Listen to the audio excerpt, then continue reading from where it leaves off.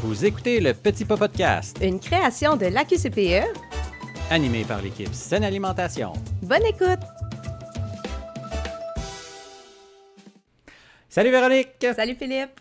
Bonne année 2025, Véronique. Bonne année à toi aussi. Merci, ça fait plaisir. C'est notre premier épisode de l'année, Véronique, puis on a décidé, comme l'année 2024 s'est terminée, on a décidé de faire un retour, d'aller creuser dans les rapports de vélocité de deux grands fournisseurs, deux grands distributeurs qui sont Méran Plus et Collabore. Oui. On a décidé d'aller chercher quels aliments mériteraient d'être remplacés ou, en fait, qui ne sont pas achetés souvent puis qui pourraient être achetés plus souvent. Exactement, parce qu'en saison 1, justement, on avait fait l'inverse. Donc, les aliments qui étaient achetés beaucoup, qui mériteraient peut-être d'être remplacés un petit peu, C'est ça. là, on fait l'inverse aujourd'hui. Oui, ça, je me suis mêlé. Dans le fond, c'est les aliments qui méritent d'être achetés plus. Exact, c'est ça. Bon. Fait que, explique-nous un peu, ça a été quoi la méthode qu'on a utilisée. Bien, premièrement, j'ai eu l'occasion d'avoir 2 stagiaires avec moi au courant du mois de décembre qui ont fait le travail un peu pour nous. Donc, Noémie et Sarah qui ont travaillé à regarder justement ces rapports de vélocité-là et sur une période d'1 an. Donc, tous les aliments qui étaient achetés moins de 500 fois, on les a passés puis on a regardé lesquels mériteraient là, justement d'être achetés un petit peu plus souvent, considérant que les meilleurs vendeurs, juste pour donner un ordre de grandeur, là, les meilleurs vendeurs, c'est du 5000 et plus. Là. Donc, tout ce qui était acheté moins de 500 fois, on considérait que c'était acheté un petit peu moins souvent par les CPE. Bon, Tigidou, super.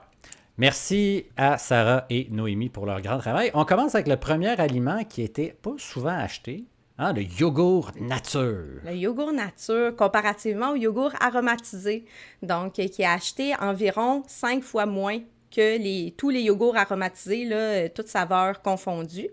Donc, on aimerait ça en utiliser un petit peu plus souvent. Toi, c'est un aliment que tu adores, Philippe. Tous les jours. Oui, tous les jours, tu manges bon ton pour mon yogourt. microbiote. Oui, exact.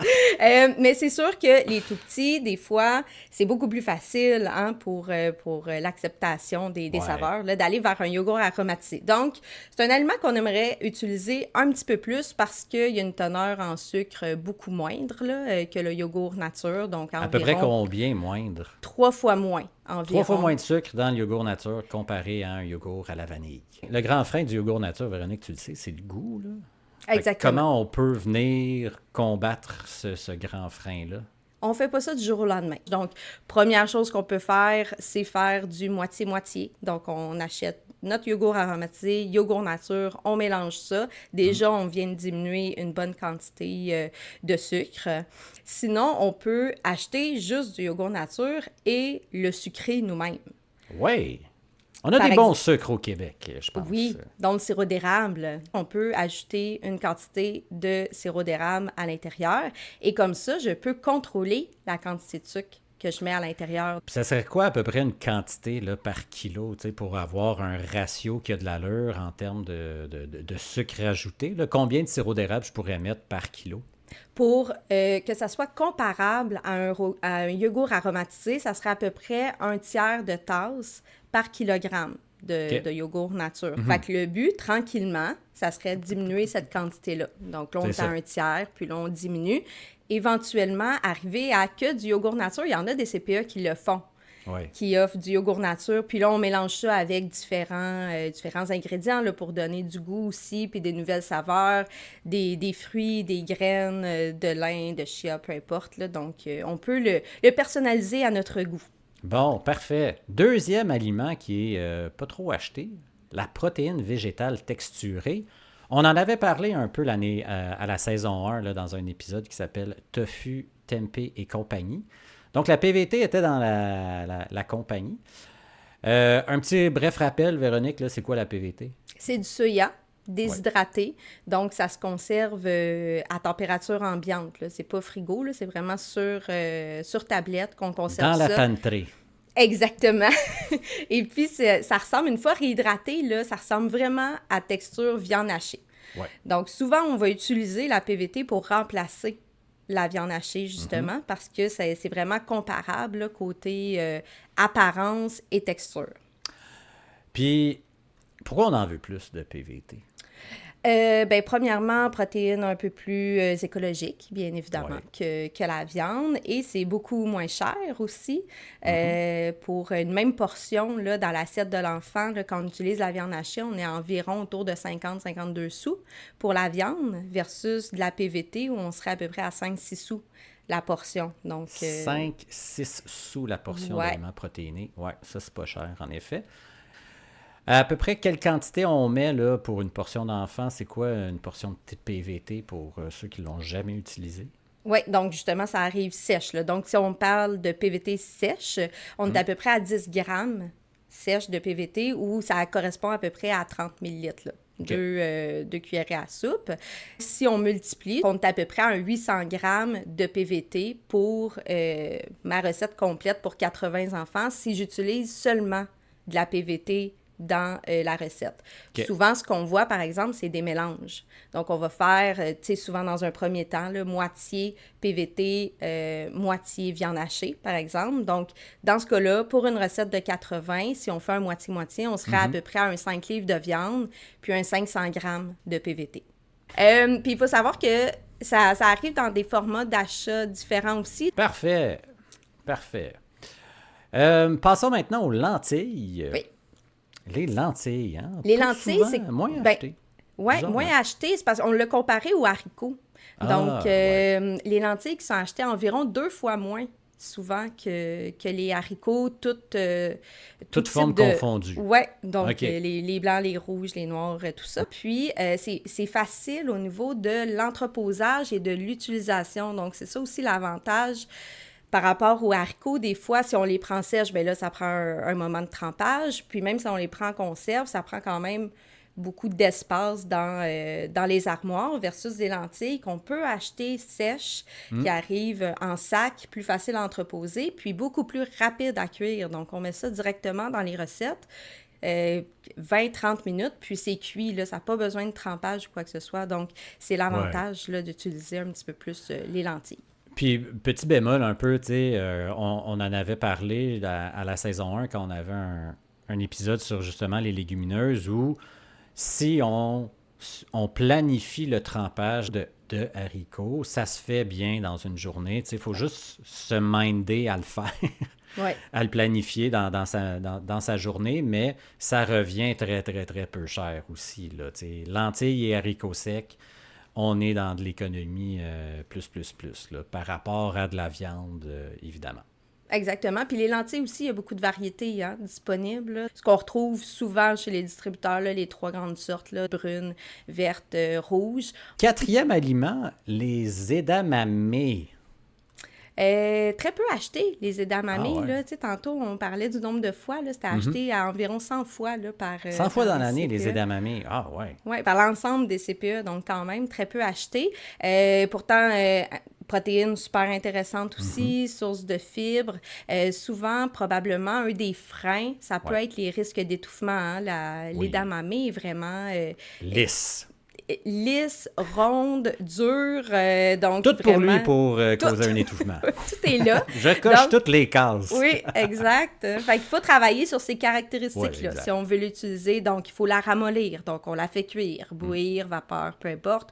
Ou on enlève la forme. Donc, on peut la passer au robot, au blender quelques secondes pour la mettre en plus petits morceaux, l'incorporer à ce moment-là, même dans des salades, c'est tout à fait possible. Oui. Puis, on l'achète sous quel format, les edamame? Ça vient déjà... écossé. Écossé, là, donc faut pas avoir peur qu'on ait à écosser. Hey, je vais écosser 3 kilos d'edamame, ça va être le fun. Non, ça se trouve déjà écossé, puis ça vient surgelé aussi, donc facile à conserver plus longtemps. Là, donc oui, il n'y a pas d'enjeu à ce niveau-là. Puis on rappelle que l'edamame, c'est la fève de soya. Donc, si on a une allergie au soya, ben, on n'en sert pas, évidemment. Exact. À l'enfant. 5e aliment, en fait, c'est 2 aliments, c'est les graines de lin et de chia. Oui, on les a comparés aux graines de tournesol qu'on voit souvent dans les menus. Donc, graines de lin 10 fois moins que les graines de tournesol, puis graines de chia 2 fois moins. OK. que les graines de tournesol. Peut-être que l'enjeu, des fois, c'est au niveau des allergies. Donc, avoir des graines sans traces de noix, arachides, des fois, c'est pas évident, mais ça existe chez les fournisseurs. Donc, on a entre autres l'Agrofusion qu'on peut avoir sans traces, justement, de noix, arachides. Parfait, parfait. Vas-y donc avec les formats d'achat. Dans les formats d'achat, Ouais. exact. Donc, les graines de lin moulues, il existe des formats de 1 kg, mais encore une fois en caisse. Donc, ça vient souvent en 6 fois 1 kg. Les graines de lin non moulues, on a ça dans des plus gros formats, donc souvent des 10 kg. 10 kilos de graines de c'est lin. quand même beaucoup, il faut en passer beaucoup. C'est pas super winner comme format. Non, exact. Donc, déjà, le 6 fois 1 kg avec des emballages fermés, peut-être que c'est un petit peu plus réaliste. Il faut quand même en utiliser. On se dit pas qu'on utilise ça juste une fois sur notre menu de 4 semaines parce qu'on va l'étirer très, très longtemps, là, notre sac. On essaie de l'intégrer dans plusieurs collations. Là, l'entreposage pour les graines de lin, notamment, on essaie de les garder du moins à l'abri de la lumière. Si on a des contenants opaques, hermétiques, c'est mieux, mais au moins à l'abri de la lumière. Surtout si elles sont moulues, je pense, en plus. Oui, exactement, que ça passe beaucoup plus vite. Mais c'est ça, je pense que tu as apporté un bon point, là, de développer le réflexe d'en intégrer souvent dans nos recettes de collation. Ça permet justement d'en passer souvent. Oui, puis par rapport à la portion, donc on parle souvent à peu près d'un 5 millilitres là, par enfant. Donc, si je fais une recette de muffins, de biscuits, peu importe, je peux rajouter à peu près l'équivalent de 5 millilitres par enfant. Puis des fois, on entend surtout pour la graine de chia que c'est très dispendieux. Fait que j'ai fait le petit calcul, voir ça revenait à combien. La graine de chia, c'est environ, pour un 5 millilitres, justement, un 4 sous par portion. Puis la graine de lin, 2 sous par portion. Donc, par exemple, si on fait une recette de pudding de chia, on la voit quand même souvent, on mélange yogourt, lait, chia, ça nous fait comme un petit pudding. Pour une recette de 80 portions, on arrive à peu près à une recette qui nous coûte 17 $ pour un 80 portions. Pour 80. Et là, c'est quoi notre total par jour si on fait le 34 fois 80? Au podcast qu'on avait fait avec Laurence. Donc, on aurait à peu près un budget de 260 $ par jour. Fait que 17 $ pour une collation. Oui, ça rentre dans le budget. Excellent. 6e aliment, l'orge, le barley. Oui, l'orge. Pas populaire, l'orge, hein? Pas populaire. Comparativement aux autres graines. Là. Donc, par rapport au riz, acheter 7 fois moins que le riz, acheter 6 fois moins que le couscous, 3 fois moins que le quinoa. Puis, on a fait le calcul, justement, de tous ces grains-là. Là. Puis, l'orge représente 5 % des achats de grains. Tout grain que je viens de nommer. On parle beaucoup, justement, d'augmenter la variété dans les grains, qu'on est beaucoup, entre autres, dans les blés, puis même le riz qui vient pas nécessairement d'ici. Hein, l'orge, on peut trouver de l'orge un petit peu plus locale. Donc, on voudrait l'intégrer un petit peu plus, puis on peut utiliser l'orge comme on utilise le riz. On a beaucoup de riz sur les menus de CPE, là. Pratiquement toutes les recettes qu'on fait avec du riz, on pourrait très bien remplacer par de l'orge. Ben oui. Puis, pas un prix comparable, dans le fond, au riz brun aussi, là. Exactement. Il n'y a pas d'enjeu au niveau budgétaire. Non, là, ça ressemble vraiment à du riz brun. Puis encore une fois, les grains, ça occupe tellement une petite place dans l'ensemble du budget d'un CPE. C'est pas là que ça va aller avoir un impact sur notre budget annuel là, au niveau des denrées alimentaires. Excellent. On passe finalement au dernier, qui est la farine de blé entier. Puis ça, on le met en comparaison, évidemment, avec la farine tout usage. Farine tout usage qui est achetée 3 fois et demi plus souvent que la farine de blé entier. Et ça, c'est un changement quand même facile à faire qui n'impacte pas beaucoup là, par rapport à la charge de travail. Là, on change... farine pour farine. On n'a pas à changer nos recettes, c'est du 1 pour 1. On peut commencer par faire des moitiés-moitiés là, si on est moins à l'aise, mais beaucoup de CPE cuisinent maintenant qu'avec de la farine de blé entier, ça se fait très bien. Au niveau du prix, c'est exactement le même prix, donc pas d'enjeu là non plus. Souvent, la raison qui est évoquée, c'est le goût, que ça goûte pas bon. Mais dans le fond, si ça goûte pas bon, c'est probablement peut-être que la farine est plus très fraîche, elle est probablement rancie parce qu'une farine de blé entier fraîche, de qualité, habituellement, il n'y a pas d'impact tant que ça au niveau du goût. On vient un peu à aux mêmes réflexions, tu sais, de développer le réflexe d'en utiliser. Puis, tu sais, je pense que si ça fait 10 ans qu'on est avec moitié blé entier, moitié farine tout usage, je pense qu'on peut passer à un autre niveau maintenant, puis trois quarts blé entier ou 100% blé entier, puis on va être en mesure de le faire. Bon, ben génial. 7 aliments, dans le fond, qu'on peut essayer d'acheter un petit peu plus. Évidemment, comme tu l'as mentionné en tout début d'épisode, on y va un petit pas à la fois. Faut laisser du temps aussi aux enfants de développer, de s'habituer à ces nouveaux aliments, à ces nouvelles saveurs-là. C'est des changements qui seront progressifs, mais on fera l'exercice l'année prochaine, en décembre, pour les représenter en janvier, pour voir est-ce que ça a évolué nos achats en, justement, là, ces 7 aliments-là. Super bonne idée. On fait ça. J'en ai des fois. Merci beaucoup, Véronique. Merci, à bientôt. Philippe. À bientôt. Bye bye.